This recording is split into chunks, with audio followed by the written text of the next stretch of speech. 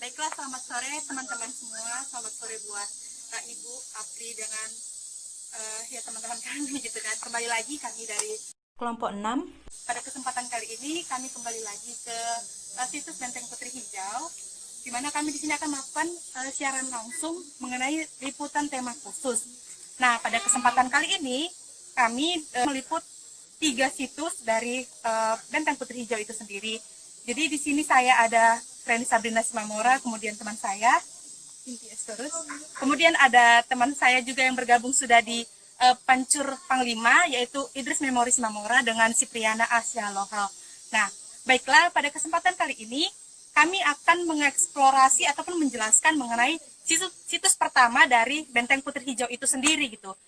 Sebelum kita masuk kepada penjelasan mengenai situs Benteng Putri Hijau yang masih bisa kita lihat di sekitar kita pada saat ini, saya akan mempersilahkan teman saya Cynthia untuk menjelaskan mengenai bagaimana sejarah dari Kerajaan Aru ataupun ya Kerajaan Aru melawan Kerajaan Aceh pada saat itu di daerah Delhi ini pada saat itu. Oke, baiklah, langsung saja saya serahkan kepada teman saya Cynthia. Halo teman-teman sekalian, saya Cinta Sitorus. Nah, di sini saya akan menjelaskan sedikit ya.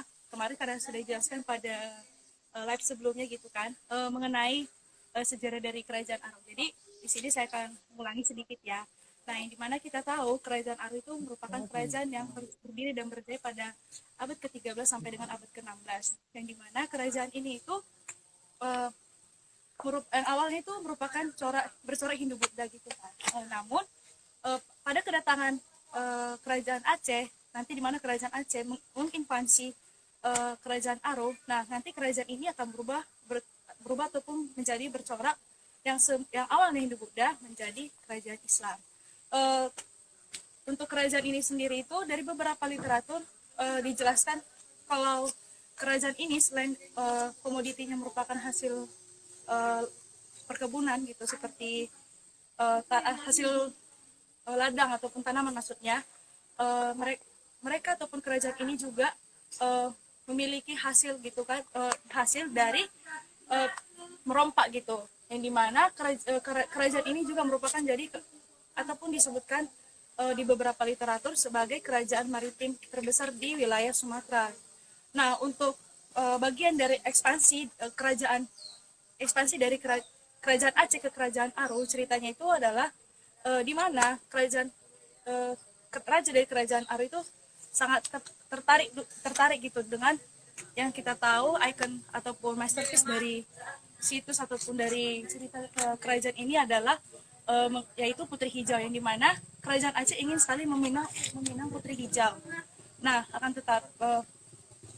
tetapi kerajaan, bentar ya, ada kereta lewat. Nah, jadi yang dimana kita tahu kerajaan Aceh di sini itu karena ingin sekali meminang Putri Hijau. Ya. Nanti ditabrak, tidak ada remnya. Jadi di sini kerajaan Aceh, tapi di sini si Putri Hijau sendiri tidak mau gitu dipinang oleh dari pihak kerajaan Aceh, alias si Putri Hijau menolak gitu pinangan dari kerajaan Aceh, sehingga kerajaan Aceh pun melakukan invasi ataupun melakukan serangan gitu ya, yang dimana serangannya itu adalah dengan yang awalnya itu mereka mengirimkan beberapa tentara sedang ya, sudah pasti ya itu dilakukan oleh seluruh kerajaan ketika ingin menginvasi ataupun ingin menyerang suatu kerajaan. Akan tetapi karena kita seperti yang kita bahas di live beberapa waktu yang lalu, di mana dari bentuk benteng ini itu yang seperti pada umumnya kan biasanya benteng itu kan bulat kayak menaungi, akan tetapi bentuk dari benteng Putri Hijau yang terbuat dari tanah ini itu berbentuk seperti ibarat kita melihat ember atau cangkir, jadi dia cekung ke bawah, sehingga hal itu juga yang menjadikan pertahanan dari kerajaan Haru ini tuh kokoh gitu dan bagus, yang menyebabkan serangan dari kerajaan Aceh itu tidak mempan gitu. Nah, sehingga kerajaan Aceh memiliki istilahnya memiliki cara lain gitu ya, di mana kerajaan Aceh menggunakan koin emas untuk menyerang kerajaan Aru, sehingga kerajaan ataupun penjagaan dari kerajaan Aru sendiri itu tidak eh, intinya tidak terjaga lagi, ataupun mereka sudah digoyahkan ataupun sudah di pikiran dari para serdadu dari Aru sendiri itu ketika melihat uang koin tersebut merasa seperti tergoyahkan gitu. Wah, asik ada koin nih, yaudah kita kumpul koin aja, gak usah jaga. Nah, kira-kira seperti itu yang bisa digambarkan mengenai invasi ataupun serangan dari kerajaan Aceh ke kerajaan Aru tersebut. Selanjutnya untuk mengenai sekilas gitu ya mengenai sejarah dari kerajaan Aru dan ekspansinya. Nah, di sini teman saya Reni Sabrina akan menjelaskan mengenai benteng ini gitu. Maksudnya dari bentuk ataupun situs atau koleksi yang terdapat ataupun yang bisa dilihat dari uh, benteng Putri Hijau ini. Oke, saya kembalikan kepada teman saya. Oke, baiklah. Di sini saya akan melanjutkan penjelasan dari teman saya mengenai bagaimana situs benteng Putri Hijau yang ada pada saat ini. Jadi, teman-teman bisa melihat yang lokasi saya pada saat ini. Mungkin kamera mengarahkan seperti ini. Nah, teman-teman bisa lihat kan, benteng yang dimaksud itu berupa gundukan tanah yang saat ini yang terlihat, dan yang di belakang saya ini diperkirakan pada saat itu merupakan pintu masuk dari kerajaan Aru pada saat itu yang berada di Delhi ini. Nah, kemudian situs benteng Putri Hijau ini sampai saat ini masih bisa kita lihat, dan menurut temuan para arkeolog dan ahli sejarah yang telah melakukan penelitian di sekitar wilayah ini, dikatakan bahwa luas dari situs benteng Putri Hijau ini atau situs benteng ini sekitar 17 hektar, yang mana tingginya itu terdapat sekitar 6 sampai 10 meter tingginya gitu kan. Nah, jadi di balik benteng ini terdapat sebuah parit-parit kecil gitu. Kalau berdasarkan keterangan yang kami peroleh bahwa benteng ini berbentuk seperti mangkuk gitu, mangkuk ataupun ember yang bulat gitu, berbentuk bulat ke dalam. Nah, pada saat itu benteng ini telah digunakan sebagai benteng pertahanan dari kerajaan Aru pada saat menghadapi perlawanan ataupun invasi dari kerajaan Aceh yang telah tadi dijelaskan oleh teman saya sebelumnya. Nah, kemudian pada saat ini kita bisa lihat benteng ini pada saat ini sudah digunakan oleh masyarakat untuk kegiatan pertanian gitu, untuk perladangan, nanam, ada pisang, ada jagung, singkong dan sebagainya. Nah, hal ini disayangkan karena bisa dikatakan bahwa situs benteng Putri Hijau ini sudah mengalami kerusakan gitu, karena sudah mengalami campur tangan dari masyarakat setempat juga gitu, yang mana benteng ini sudah dihancurkan ataupun diratakan untuk kegiatan pertanian atau perladangan tersebut, sehingga yang kami kunjungi pada saat ini, namun meskipun sudah menjadi perladangan ataupun sudah ditanami oleh masyarakat, masih bisa kita lihat bagaimana sih bentuk ataupun ketinggian benteng itu. Nah,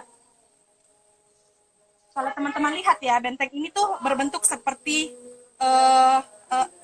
seperti ya dinding gitu ya, dinding yang menghadap ke dalam gitu. Nah, pada saat itu kan di situs inilah, di dalam benteng ini, di dalam inilah kerajaan Aru itu untuk ini menghadapi perlawanan dari kerajaan Aceh, yang mana dikatakan bahwa perahu-perahu dari kerajaan Aceh itu masuk melalui sungai ada di sekitar sini.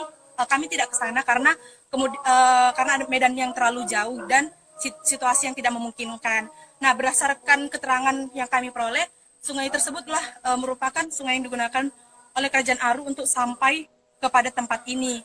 Nah, mungkin ini saja yang mungkin dapat saya jelaskan mengenai situs pertama yang kami jelaskan kepada teman-teman mengenai situs benteng Putri Hijau yang masih kita bisa temukan hingga pada saat ini. Nah, kemudian kita akan mengunjungi gitu situs yang kedua, yang mana situs Pancur Gading ataupun pemandian Putri Hijau. Oke, mungkin bisa teman-teman ikuti kita ya. Ayo, mari kita ke sana sekarang juga.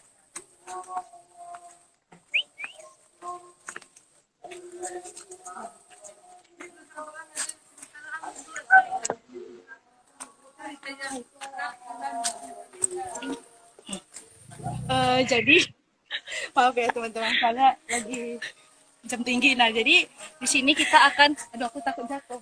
Iya. Kita akan menuju ke permandian ataupun pancuran gading, yang mana merupakan permandian dari si Putri Hijau bersama dengan saudaranya, yaitu Dewi dan juga Dewi.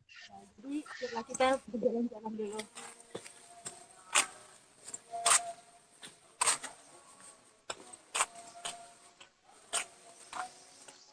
Ya guys, jadi posisinya ada seperti di tengah-tengah sawah.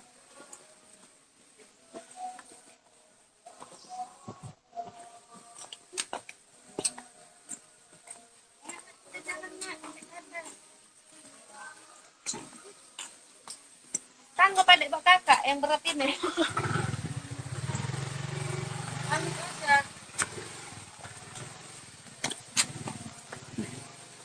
Nah, jadi kita sudah sampai gitu ya di pemandian Putri Hijau ataupun di sini disebut dengan Pancuran Gading, yang dimana Pancuran Gading ini seperti yang kita lihat ya, banyak orang gitu, karena di sini untuk saat ini masyarakat mempercayai bahwa kalau Pancuran Gading ini tuh seperti membawa berkah gitu. Kalau misalnya kalau kita ingin mencari ataupun membutuhkan sesuatu ya, misalnya berdoa kepada Tuhan melalui air yang ada di sini. Jadi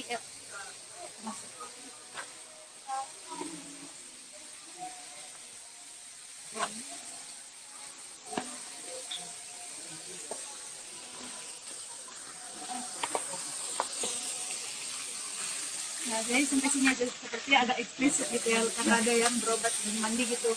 Nah, di sini di Pancuran Gading ini tuh di mana dikatakan bahwa Pancuran Gading ini tuh merupakan tempat permandian dari Putri Hijau dan saudaranya, seperti yang saya katakan tadinya. Kenapa demikian? Bisa dilihat ya. Oke, ini ada orang mandi.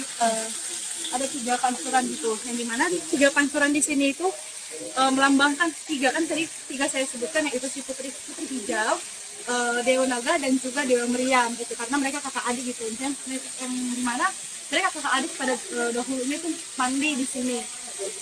Untuk 3 pancuran ini dulu sebenarnya bukan besi ya, seperti untuk sekarang menurut sumber ataupun pendapat yang dari orang-orang sekitar, dan juga ada yang bertempat tinggal gitu di sebelah dari pancuran ini, mengatakan bahwa dulu tiga dari pancuran ini itu bukan besi, melainkan gading gajah, disinyarirnya, ataupun dikatakan seperti yang dikatakan oleh masyarakat sekitar. Nah, seperti yang kita lihat juga dulu, bangunan ini itu hanya terdiri dari pancuran gitu, namun seperti yang kita lihat ada juga seperti tempat untuk berdua orang Cina ataupun agama kepercayaan kaum itu, dan juga ada tempat untuk duduk dan juga kamar mandi, yang dimana bangunan-bangunan ini itu adalah dibangun oleh orang-orang yang dimana ketika berdua ke sini dan mereka mendapat nazar gitu, bernazar gitu kan, ketika misalnya apa yang mereka inginkan itu terwujud, maka mereka harus menjanjikan sesuatu, misalnya seperti inilah dibangun gitu, tempat untuk bernaung, tempat untuk berdoa, dan selebihnya, kira-kira seperti itu. Nah, tapi kembali lagi kalau kita lihat, tapi kan ini sejarah gitu, bilang kan sejarah, kenapa bahas mitologi ya, karena kebetulan dari penelusuran kami untuk situs Benteng Putri Hijau ini, termasuk bagian dari pancurannya itu masih mengandung beberapa mitologi, seperti yang dari legenda yang tadi yang mengenai Putri Hijau yang cantik, ataupun mengenai saudaranya Dewa Meriam yang merupakan berbentuk meriam. Nah, jadi kira-kira seperti itu saja yang bisa sampaikan. Setidaknya walaupun ini terlihat seperti mitos, sebenarnya kita harus menghargai gitu apa yang ada, ataupun yang berkembang di ataupun cerita yang berkembang di sekitaran sini. Itu saja yang saya sampaikan. Kami kembalikan kepada teman-teman kami yang berada di Pancuran Panglima yang sebelah. Kami persilahkan.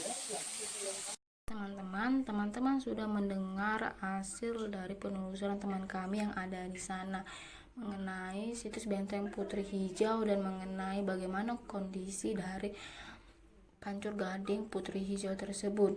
Nah, di sini saya bersama dengan Idris teman saya akan menunjukkan kepada teman-teman bagaimana kondisi dari Pancur Gading Panglima ini. Pancur Gading Panglima ini terletak sekitar 100 meter dari Pancur Gading Putri Hijau. Dan Pancur Gading Panglima ini sudah berada sekitar setengah abad yang lalu. Dan Pancur Gading Panglima ini menurut sumber yang kami baca secara mitologis, Pancur ini merupakan tempat panglima dari kerajaan Ahru yang bermandi ke tempat Pancur Gading Panglima ini. Dan teman-teman juga dapat lihat bagaimana juga bentuk dari Pancur Gading ini. Dan juga teman-teman, selanjutnya itu akan dibawakan teman saya sendiri. Nah, selanjutnya itu di sini pemandian Panglima, di mana pemandian ini berletak sekitar 100 meter dari pemandian Putri Hijau di sana.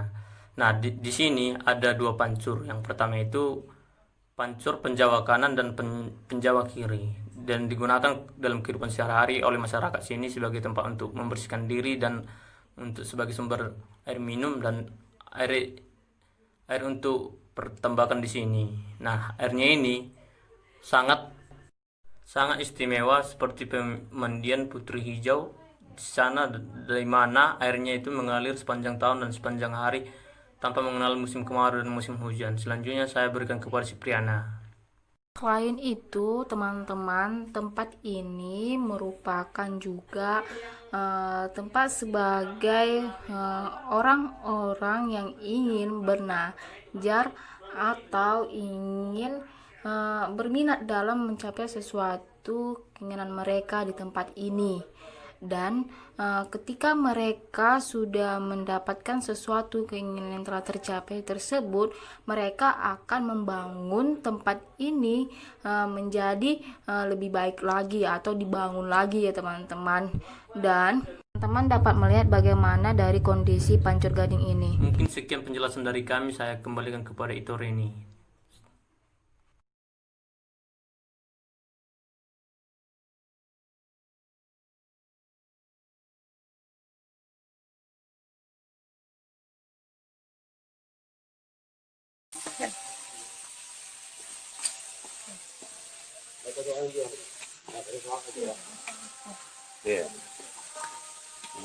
Oke, baiklah teman-teman. Mungkin sekian dari liputan dari kelompok 5 mengenai situs Benteng Putri Hijau yang ada pada saat ini. Mungkin 3 situs disampaikan pada liputan tema khusus kali ini, yaitu tadi yang pertama situs Benteng Putri Hijau, kemudian ada Pancur Gading atau pemandian Putri Hijau, kemudian yang ketiga tadi telah disampaikan oleh teman kami yang ada di Pancur Panglima. Nah, mungkin sekian yang bisa kami sampaikan. Kiranya kita sebagai generasi ataupun kaum penerus bangsa pada saat ini bisa melestarikan, mohon maaf ya, melestarikan ataupun mengembangkan gitu, menjaga situs-situs peninggalan sejarah yang masih bisa kita temukan hingga pada saat ini, sehingga generasi selanjutnya bisa mengetahui ataupun mendapatkan informasi sejarah yang masih bisa ditemukan hingga pada saat ini juga. Mungkin itu saja. Mengucapkan terima kasih buat teman-teman yang sudah bergabung. Terima kasih kepada dosen pengampu kami. Mungkin kita bisa bertemu di lain kesempatan dan di lain liputan. Pamit untuk undur diri. Kami mohon maaf apabila ada kesalahan dalam pengucapan atau penyampaian kata-kata kami. Kami dari kelompok 6 mengucapkan sampai ketemu. Udah.